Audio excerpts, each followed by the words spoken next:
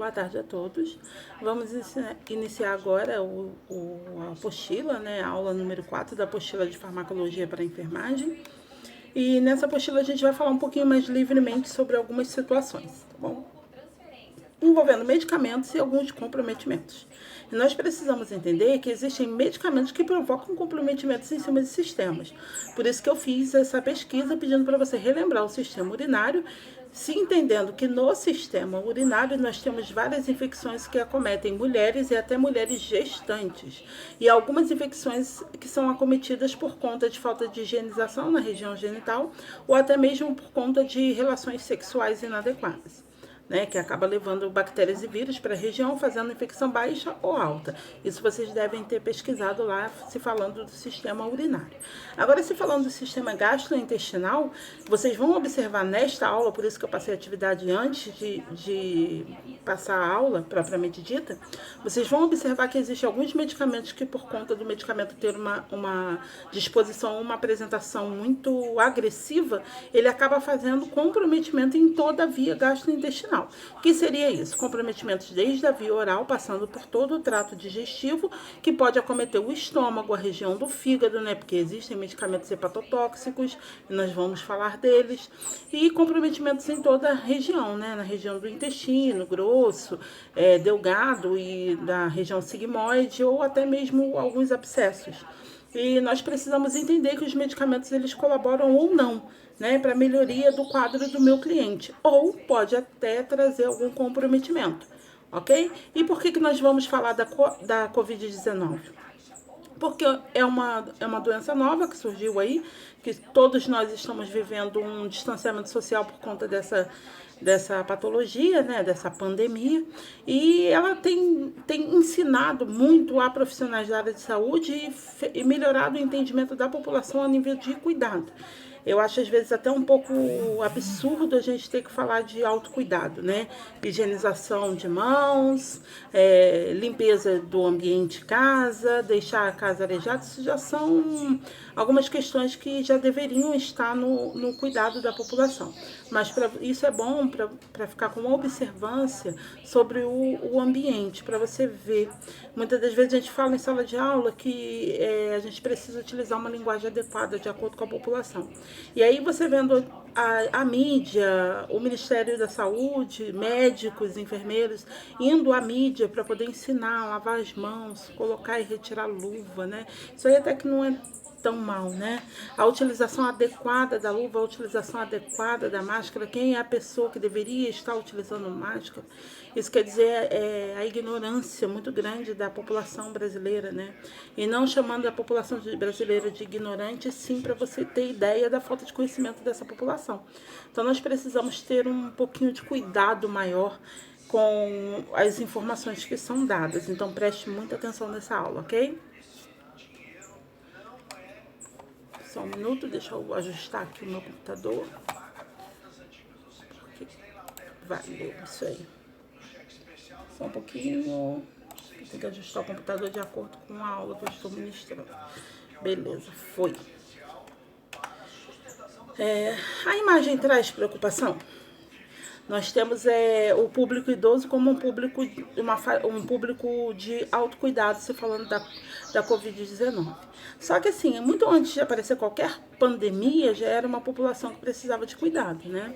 Nós temos uma população brasileira vivendo mais, né? Temos pessoas que chegam a 100, 105 anos, pessoas que chegam a 90 anos com uma qualidade de vida muito boa. Isso é muito bom por conta do avanço tecnológico, o avanço da parte financeira dos indivíduos. Então, melhorou a qualidade de vida, melhorou a parte financeira, melhorou as condições do ambiente, então o indivíduo está vivendo mais. Só que, junto com esse avanço tecnológico, veio também um abandono, né? E o abandono ele acabou trazendo prejuízos. Esse abandono ele vem por inúmeras situações e nós já sabemos disso. O abandono às vezes vem pelo descumprimento da próprio indivíduo durante toda a vida, não deu atenção para os familiares, não teve presente na criação dos filhos. Isso acontece muito com o sexo masculino, não só com o sexo masculino, mas em maior porcentagem ao sexo masculino. Então tem a questão do abandono, né? O abandono lá da criança no período da educação dos filhos. Eu tenho um abandono abandono também de idosos esses que fizeram parte de todo o processo familiar, e quando esse idoso já não tem mais valia para sua família, não tem mais nenhum tipo de utilidade, esse idoso acaba sendo descartado quando o familiar tem essa preocupação de levar a uma entidade para continuar o cuidado, ele tem um abandono emocional, mas pelo menos tem uma equipe, né, ajustando a saúde desse idoso, mas tem muito idoso abandonado e sozinho em locais insalubres. E idoso toma medicamento. Quais são os cuidados que nós, equipe de enfermagem, precisamos ter com o público idoso? Primeiro, ter cuidado para saber se esse idoso ele compreende bem o que eu estou falando, até para mim poder saber exatamente de que forma eu vou lidar com esse idoso, né? Se ele não sabe ler e escrever, eu preciso ter uma forma de criar um receituário diferenciado para ele entender exatamente o momento da tomada medicamentosa. Se esse idoso ele tem alguma patologia existente, eu preciso acionar assistente social, porque esse idoso não vai conseguir viver tomando 10, 12, 15 ou mais medicamentos por dia e ter o controle com horários e doses. Ele pode simplesmente virar uma cartela ou um vidrinho de medicamento todo, porque ele não tem noção, né? Ele tem alguma sequela neurológica. Então, esse idoso ele sempre precisa de mais atenção. Se ele está inserido em uma família, precisa saber quem é o cuidador, se esse cuidador ele tem responsabilidade, porque muitas das vezes a família ele acaba pegando o idoso, colocando dentro de uma casa com alguém que também tem um tipo de patologia. Então, eu tenho uma patologia cuidando de outra classe de pessoas. Então, eu tenho um público idoso sendo cuidado por alguém com alguma sequela neurológica. Isso acontece em famílias brasileiras. Então, nós precisamos entrar um pouco mais. O trabalho do agente comunitário de saúde é um trabalho eficaz, porque o agente ele adentra as casas e ele consegue perceber como que é o ambiente. A gente não está falando aqui de valores de dinheiro, a gente está falando de comprometimento, ok? Esse é o segundo grupo, né? Criança. Criança é aquele bichinho curioso, a criança, tudo ela quer brincar, ela quer conhecer, ela quer mexer. E nessa a gente tem intoxicações seríssimas se envolvendo a infância. O público pediátrico, a família ela tem que ter noção de que os comprimidos muitas das vezes eles são coloridos e eles são confundidos com bala, com confete, com doces. E a criança ela não vai ter ideia de que aquele vidrinho de medicamento, aquele vidrinho colorido são medicamentos. Ela imagina que é um vidrinho daquele docinho que ela gosta. Então, medicamento com criança, quais são as orientações e prevenções da equipe de saúde? O medicamento tem que ser mantido em prateleira alta, fora do alcance da criança. Não só medicamento, quanto produto tóxico também. Vamos entender que tem muita criança que ingere produto tóxico. Desinfetante, diabo verde, hipoclorito de sódio, água sanitária. Por quê? Porque fica tudo ao alcance da criança. Então, se falando de medicamentos e crianças, eu preciso ter uma atenção maior, eu preciso ter um certo cuidado, entendendo-se que o medicamento, ele tem a cor, ele chama a atenção como chama um doce. Olha a imagem a seguir. E é como se fosse um atrativo para uma criança. Pega uma criança, um grupo de criancinhas de 5, 4, 3 aninhos e coloca uma rede de pirulito dessa e fala que a criança não mexe. O que você acha que vai acontecer? Você vai virar as costas, 5 minutos depois você vai encontrar todas as crianças sentadinhas, cada uma com um pirulito desse na boca. É atrativo, precisamos trabalhar com prevenção. É em cima da criança que você vai prevenir? Não, estou falando de medicamento. Estou falando de medicamento com resposta medicamentosa, com dose máxima, dose mínima. Estou falando de medicamento com horário, sendo respeitado o horário da tomada medicamentosa. Então, eu não posso brincar com isso, eu não tenho essa opção. Né? O medicamento tem que ficar fora do alcance da criança. Ele tem que ter um responsável para poder introduzir o medicamento no horário e na dose correta. Se eu não tenho esse auxílio, então não existe a possibilidade do medicamento ficar por baixo, né? E outra coisa errada que a gente vê na sociedade brasileira é você ver pais e mães precisando trabalhar, deixa a criança sob o cuidado de outra criança e o medicamento para uma outra criança administrar. Você pega uma criança de 8 anos tomando conta de uma criança de 4 e uma criança de 2. Aí tá tomando antibiótico. A mãe vai, deixa a responsabilidade com a criança. Isso vai dar certo? Se com o adulto já acontece riscos e acidentes, imagina com a criança. Então, isso daí é só mesmo para vocês perceberem o ambiente.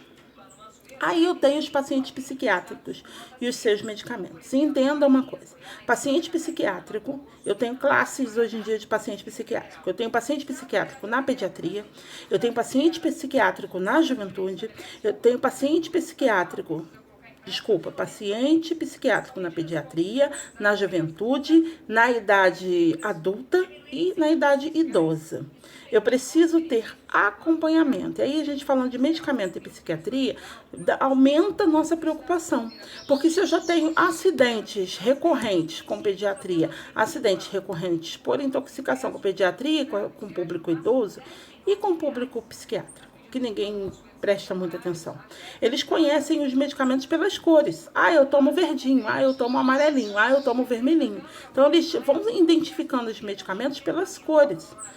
E aí, pelas cores, nós, como profissional da área de saúde, entendemos qual é o medicamento que eles estão se relacionando ou se direcionando. Que medicamento é esse? Então, deve ser esse tipo de medicamento. Então, isso daí precisa ter um cuidado. Na verdade, o Brasil ele ainda é muito precário nessa área de cuidados e prevenções medicamentosas, né? Quando eu tenho um paciente psiquiátrico introduzido, ele precisa de um cuidado especial, ele precisa de alguém que o acompanhe. Uma estratégia de prevenção para melhoria dessa assistência seria o pagamento de um cuidador, né, para esse indivíduo. Seria um grande auxílio, uma grande ajuda. Porém, não temos esse tipo de auxílio. Então, as famílias saem para trabalhar. Se o paciente está depressivo, o que acontece? Ele acaba recebendo o medicamento e ficando em casa tomando aquele medicamento por sua conta própria. E nessa acontece tentativas de suicídio com medicamentos, que trazem intoxicações e levam vários indivíduos todo dia a óbito. Se falando da antibiótico terapia, e aí a gente tem toda aquela precaução que já se foi falada, com os horários da tomada do medicamento, com interações medicamentosas, com o cuidado, a orientação à família, quando eu falo de um público especial, psiquiátrico, idoso, criança, eu preciso orientar os familiares. Quando é um público adulto jovem, eu preciso orientar bem esse adulto jovem. Que se o medicamento é de 7 dias, esse medicamento tem que ser tomado de 7 dias, de 6 em 6 horas, que não pode perder o horário. Explicar o porquê, né? Porque se eu não explico o porquê, eu não vou cobrar o quê desse indivíduo? Principalmente o medicamento ele tem uma resposta rápida de 42 a 72 horas, da melhoria do quadro geral, né? E aí, se eu não dou uma assistência explicando o motivo do comprometimento dos 7 dias ou dos 14 dias do medicamento, ele vai parar assim que der a primeira súbito de melhora. E aí nessa eu posso ter uma superbactéria por conta de uma resistência medicamentosa. Então isso aí a gente já foi bem discutido, não vou ficar fixando nisso não. E aí quando se parou? Hoje em dia você só compra antibiótico se você tem uma receita controlada, ou deveria ser assim. Então, como eu tenho uma queda na venda de antibióticos, eu não posso falar interrupção, né? Tem que falar queda. Quando eu tenho uma queda na venda de antibióticos por conta de receitas controladas, eu tenho um aumento na venda de anti-inflamatórios. Sendo que esse anti-inflamatório que está aí na imagem é um anti-inflamatório que ele é muito forte. Ele é de 550 miligramas, ele é um medicamento que você só pode tomar uma vez ao dia. O comprimido, se você tentar tomar 2 comprimidos de naproxeno sódico, você vai ter alguns comprometimentos na região gastrointestinal, tá? Principalmente comprometimentos no estômago. E é um medicamento extremamente forte e hepatotóxico. O que é isso? Ele faz comprometimento no fígado. E esse comprometimento ele pode ser desde o agravamento do processo inflamatório dentro da região do fígado, até mesmo a parada do sistema, né? Então, nós precisamos ter alguns cuidados. É só o naproxeno que faz isso? Não. Qualquer anti-inflamatório, existem uma classe de anti-inflamatórios que ele acaba sendo hepatotóxicos, né? Eles fazem alterações na região do fígado. E a população, ela, por não poder comprar o antibiótico, ela agora está caindo para dentro em cima de anti-inflamatórios e relaxantes musculares. que é outra classe de medicamento que precisa ter cuidado. Mas é complicado, sabe? Enquanto não se houver prevenções em cima dessa questão, a população continua fazendo substituições. Então, o anti-inflamatório seria uma substituição do antibiótico que era utilizado à torta e direita há pouco tempo atrás. Mas eu já conversei com vocês sobre isso em sala de aula. Quimioterápicos. Também é uma classe de medicamentos, né? Medicamentos para cuidar do quê? Cuidar das situações de câncer, né? É um medicamento que ele vai entrar trazendo uma resposta ao agente agressor oncológico. Existem alguns medos da população quando eu falo de quimioterápicos, muitos, né? A população não entende que o que faz cair o cabelo é o medicamento, não é o câncer propriamente dito. A população não compreende que o quimioterápico ele vai fazer alteração celular, que ele entra para destruir as células ruins, mas acaba destruindo células ruins e boas. É um medicamento altamente agressivo que faz comprometimento em vários sistemas de acordo com a situação imunológica do paciente. E ninguém quer falar sobre isso, ninguém quer conversar sobre quimioterápicos. São medicamentos de grande importância para pacientes oncológicos, que fazem a reversão do quadro em algumas situações, graças a Deus no Brasil em sua grande maioria, e junto à radioterapia, né, que é outro instrumento por raios ionizantes, eu tenho o retorno e a melhora do quadro do meu paciente. Mas eu preciso compreender que é para conversar com a população sobre quimioterápicos, entender sobre os medicamentos, a classificação de cada medicamento, a importância dos medicamentos. Eu preciso ter a compreensão de que é o momento de falar sobre a doença é quando a população ainda está sadia. Porque nesse momento, câncer é situação evitável. Nesse momento eu consigo evitar o adoecimento porque eu vou trazer esclarecimentos. Então, trazendo esclarecimentos, a menor quantidade da população vai precisar dos quimioterápicos. O tratamento é barato? Não, é caríssimo. São medicamentos altamente de alto custo. E quanto mais eu atuo com prevenção, que é barata, nunca esqueça que prevenção é a área mais barata e eficaz da saúde. Então, quando eu trabalho com prevenção, eu elimino a possibilidade do adoecimento em massa dessa nossa população. Tá bom? E agora a gente vai falar um pouquinho das drogas que atuam sobre o sistema respiratório. Eu tenho algumas drogas que ele atuam pela região inalatória. Eu tenho algumas drogas que vão entrar pela região oral, né? Eu tenho vários tipos de droga para vários tipos de patologias que acometem o aparelho respiratório, né? E eu preciso entender que o aparelho respiratório é aquele, né, que vai da região oral até os pulmões, os brônquios, onde vão fazer a troca gasosa. E eu preciso saber que existem fatores intrínsecos e extrínsecos que fazem um adoecimento da população.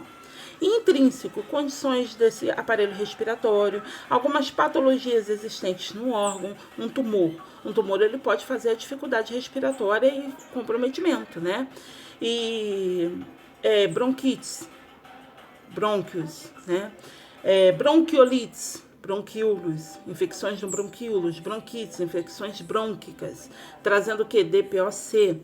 Pneumonias. O que eu tenho na pneumonia? Eu tenho a pneumonia viral e bacteriana. Na pneumonia viral, ela é provocada por vírus. Na bacteriana, ela é provocada por bactérias. Todas elas vão entrar por que região? Região oral ou nasoral, né? Ela pode entrar sendo inalada pela região nasal ou entrar por gotículas pela região oral. Então, nós precisamos ter várias prevenções, né? Pneumonias vêm de gripes? Vêm de gripes, né? São situações, quadros virais que veio por uma gripe, que fez uma infecção alta, que pode acometer a região nasal e faríngea, e região baixa, né? Que pode acometer os brônquios, os bronquíolos e toda a árvore respiratória.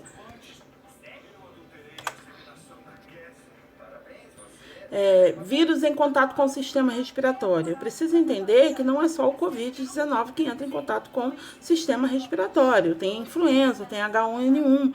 Eu tenho a influenza e H1N1 que são bem faladas, né? Temos vacina. E todas elas provocam quadros respiratórios, provocam quadros agudos e crônicos. Ele instala no sistema respiratório, pode fazer pneumonia, pode fazer DPO6, pode fazer inúmeras situações. Porém, eu tenho uma diferenciação entre os vírus que atacam o sistema respiratório, as bactérias que atacam o sistema respiratório, mas eu também tenho uma diferenciação entre esses vírus mais comuns, né, que eles acometem em gravidade a menor parte da população, e o vírus que está circulando no momento, que é o Covid-19, que esse vírus ele tem uma grande proporção de contágio.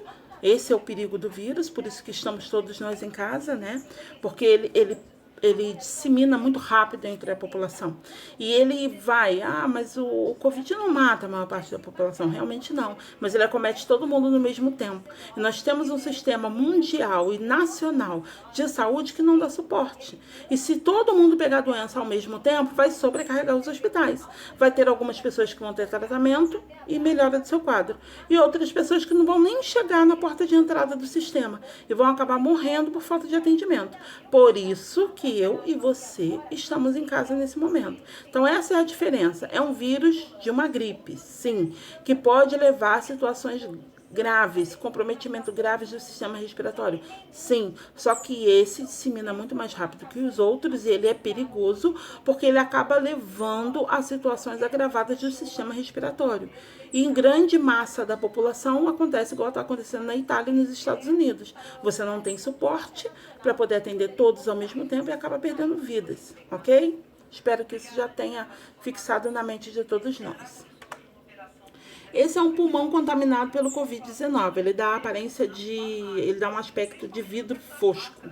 Por quê? A infecção é viral, né? Covid é um vírus, a infecção é viral que causa uma pneumonia de grande porte, trazendo o comprometimento dos brônquios e dos bronquíolos. Então, tem dois sistemas aí sendo comprometidos. O sistema respiratório, né, que é a entrada e saída de gases, e o sistema cardiovascular, que é a troca de gases e a liberação de oxigênio ou sangue oxigenado para o corpo. E a limpeza, a purificação do sangue impuro, que é aquele sangue que rodou no todo o corpo, entregou oxigênio e veio trazendo os resíduos, né, para ser eliminado pelos sistemas.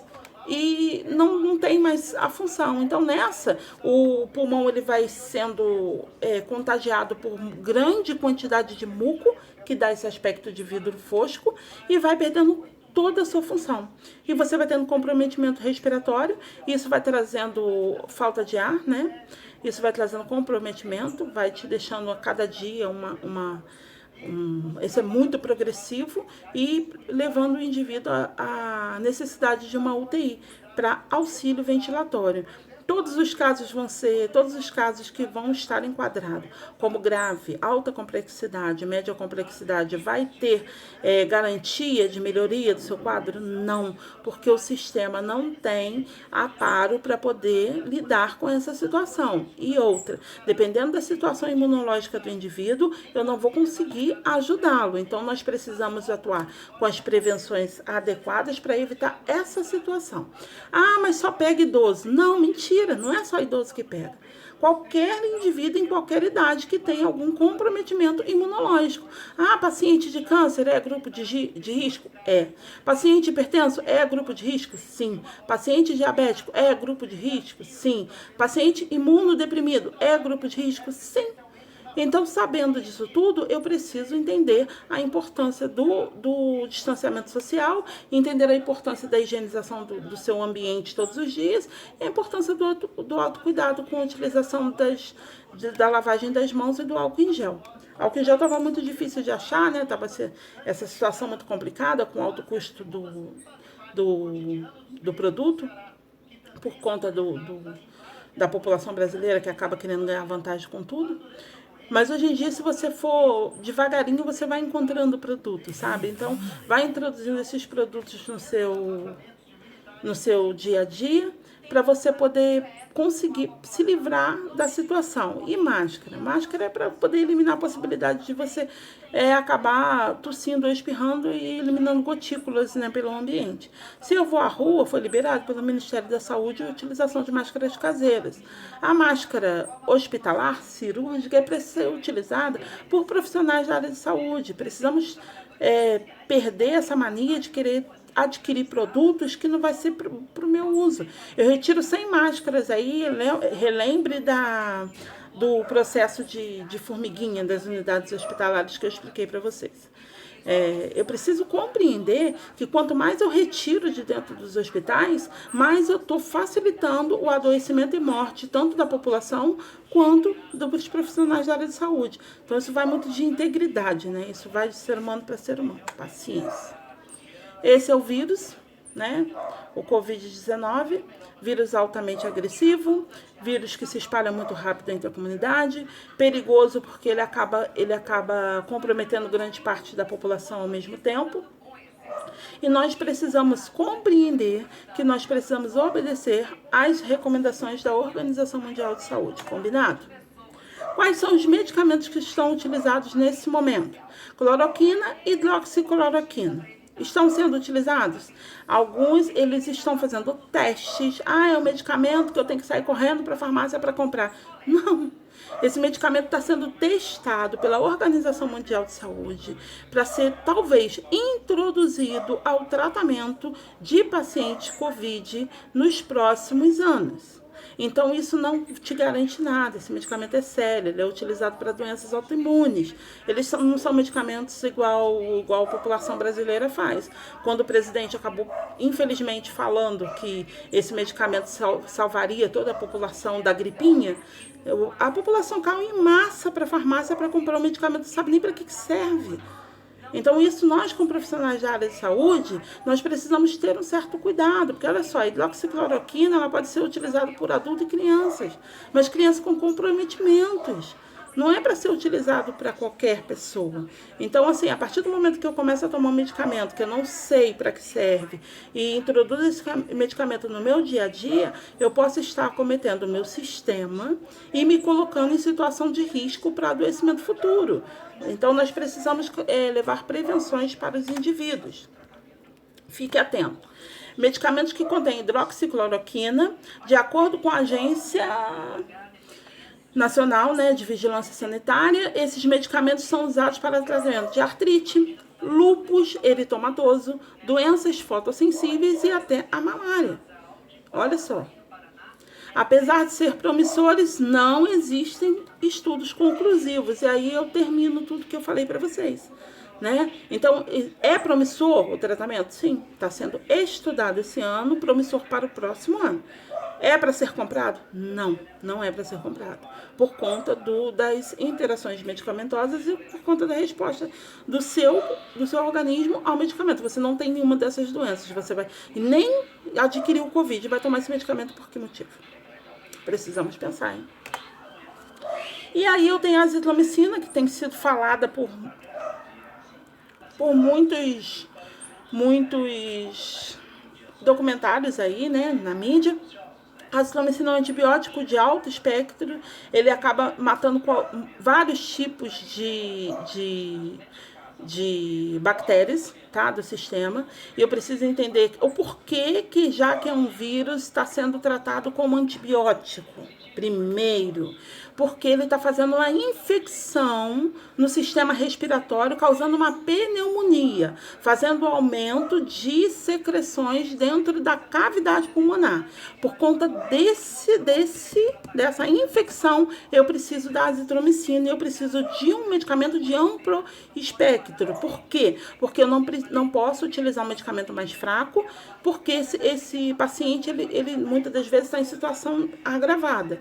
E se eu utilizar um medicamento mais fraco e o medicamento não der o retorno, eu posso fazer uma resistência medicamentosa e acabar levando o cliente numa situação mais agravada, né?